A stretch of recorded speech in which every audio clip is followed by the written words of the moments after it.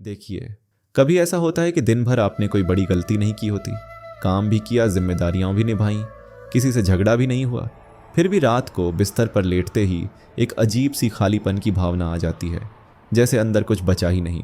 शरीर थका नहीं होता, नींद भी पूरी हो जाती है, फिर भी सुबह उठने का मन नहीं करता। आप खुद से पूछते हैं, मैं इतना खाली क्यों महसूस कर रहा हूँ? और ये सवाल डरावना होता है, क्योंकि बाहर से सब ठीक दिखता है, नौकरी है, पढ़ाई चल रही है, परिवार है, रूटीन है, फिर अंदर ये सूखापन क्यों? कभी आपने नोटिस किया है कि ये थकान आराम से नहीं जाती? एक छुट्टी, एक नींद, एक वीकेंड कुछ भी ठीक नहीं करता, क्योंकि ये थकान शरीर की नहीं है। असल में ये बर्नआउट का वो स्टेज है जहाँ दिमाग ने एफर्ट करना बंद नहीं किया, लेकिन मीनिंग ढूंढना बंद कर दिया है। आप काम कर रहे हैं पर जुड़ाव टूट चुका है, और यही सबसे भारी बोझ बनता है। देखिए, दिमाग एक मशीन नहीं है, वो लगातार इनपुट ले सकता है पर हमेशा प्रोसेसिंग नहीं कर सकता। जब एक्सपेक्टेशंस, कंपैरिजंस, फ्यूचर एंग्जाइटी और सेल्फ प्रेशर सब एक साथ चलने लगते हैं तो अंदर ओवरलोड बनता है। आप लगातार सोचते रहते हैं, मुझे और बेहतर करना चाहिए, दूसरे मुझसे आगे क्यों हैं, इतनी मेहनत के बाद भी रिजल्ट क्यों नहीं आ रहा।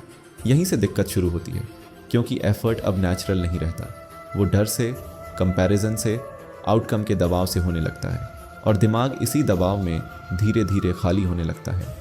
यहाँ कोई आलस नहीं है, यहाँ कोई कमज़ोरी नहीं है, यहाँ सिर्फ लगातार खिंचा हुआ मन है जिसे कभी रुकने की इजाज़त ही नहीं मिली। और यही बात गीता बहुत क्वाइटली कहती है, बिना ब्लेम किए, बिना प्रीच किए, सिर्फ ऑब्जर्व करके।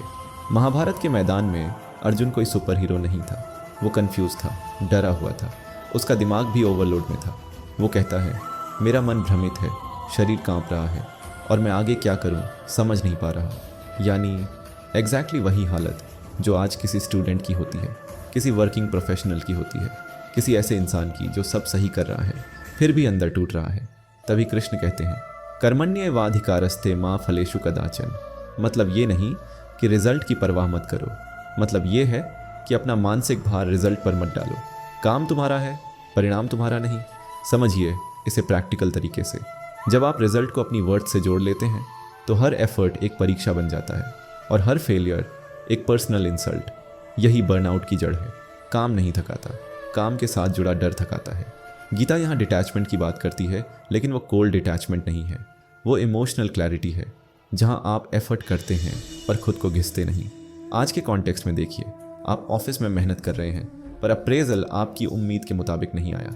दिमाग कहता है मैं बेकार हूँ, गीता कहती है नहीं, तुम्हारा मूल्य उस आउटकम से तय नहीं होता, तुम्हारा मूल्य उस सिंसेरिटी से तय होता है जिससे तुमने काम किया।